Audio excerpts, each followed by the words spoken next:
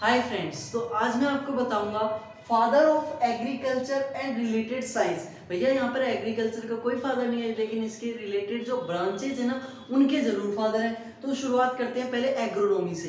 Agronomy भैया, agronomy agriculture की एक बहुत बड़ी शाखा है, जिसमें भैया पूरे हम जैसे एग्रीकल्चर क्रॉप्स हैं, सिंचाई है, टिलेज है, वीड है, सबका क्रॉप का मैनेजमेंट है, सब इसमें हम अध्ययन करते हैं। तो इसके फादर कौन है? Peter de क्रेसेंजी।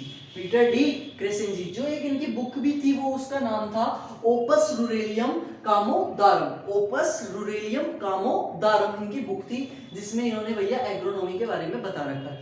उसके बाद हॉर्टिकल्चर। हॉर्टिकल्चर देखो दो शब्दों से मिलकर बना है, होर्टस प्लस कल्चर। होर्टस का मतलब होता है गार्डन, कल्चर का मतलब होता है टू कल्टीवेशन या टू ग्रो करना। उसके बाद इसके फादर कौन है? Thomas Andrew night. ये 17वीं शताब्दी से इनको क्या माना जा रहा है? फादर माना जा रहा है। किसके माना जा रहा है? हॉर्टिकल्चर के। अब कल्चर जिसके आगे लग जाए वो कौन से हो गए? वो भैया वो हो गए लैटिन भाषा के शब्द। और जिसके आगे नोमी या लोजी लग जाए तो वो कौन सी भाषा के शब्द हो गए हमारे?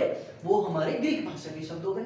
और उसके बाद सिस्टमैटिक पोमोलॉजी। पोमोलॉजी क्या होता है? Study of fruit plants. Study of fruit plant. अब पोमोलॉजी दो शब्दों से मिलकर बना है, पोमस प्लस लॉजी, है ना। पोमस का मतलब होता है फ्रूट, जो कि एक लैटिन वर्ड है, और लॉजी का मतलब होता है टू स्टडी करना, जिसमें स्टडी ऑफ फ्रूट प्लांट्स किया जाता है पोमोलॉजी में। ये डी कैंडोले हैं। कौन है? डी कैंडोले। हॉर्टिकल्चर के इंडिया में कौन है? तो एमएच मोरी गोवड़ा। एमएच मोरी गोवड़ा, जो कि इंडिया में हॉर्टिकल्चर के फादर है। उसके बाद ओलेरिकल्चर। ओलेरिस प्लस कल्चर लैटिन शब्द है। ओलेरिस प्लस कल्चर देखना, इसमें पोट हर्ब यानी हर्बेशियस, अपनी जो सब्जियां होती है ना, उसका अध्ययन किया जाता है। इसके फादर है एलएच बेली। एलएच बेली। उसके बाद में बात करूं ऑर्नामेंटल गार्डनिंग, अलंकृत बागवानी के फादर कौन है? तो एमएस रंधावा जी हैं। एमएस रंधावा की एक पुस्तक भी थी, अगर किसी को ध्यान हो तो जरूर कमेंट में बताइएगा। उसके बाद ऑर्गेनिक फार्मिंग यानी जैविक खेती। ऑर्गेनिक फार्मिंग के भैया अल्बर्ट होवार्ड है, जिनको भैया है ना मैन्योर, फादर ऑफ मैन्योरिंग भी कहा जाता है, यानी खाद बनाने वाले। और इनकी एक विधि थी इंदौर विधि, अगर आप ध्यान हो तो इंदौर विधि भी इनके द्वारा दी गई थी, ए होवार्ड यशवंत डी बार्ड के द्वारा। और इसके साथ इनको मॉडर्न ऑर्गेनिक फार्मिंग भी जानते हैं। इसके साथ साथ बायोडायनेमिक फार्मिंग क्या होती है? बायोडायनेमिक पंचांग होते हैं ना कृषि के, उसके संबंध में अगर कोई खेती कर रहे हैं अपन, तो वो होते हैं, उसके फादर हैं रुडोल्फ स्टेनर। Rudolf Steiner. उसके बाद नेचुरल फार्मिंग, प्राकृतिक खेती, इसके हैं एक जापानी साइंटिस्ट का नाम लग रहा है इनका, मसानुबो फुकुओका। मसानुबो फुकुओका इनका नाम है। उसके ये भैया तीनों देखो एकदम कंफ्यूजिंग करने वाले हैं, तो इंपॉर्टेंट हो जाते हैं अपने आप में। ऑर्गेनिक के तो ध्यान रखना अल्बर्ट होवार्ड है, और उसके बाद बायोडायनेमिक के रुडोल्फ स्टेनर है, नेचुरल फार्मिंग के मसुनाबो फुकुओका है। और टिलेज से संबंधित तीन फादर आते हैं, देखना ये जीरो टिलेज भैया, जिसमें बिल्कुल जीरो टिलेज किया जाता है।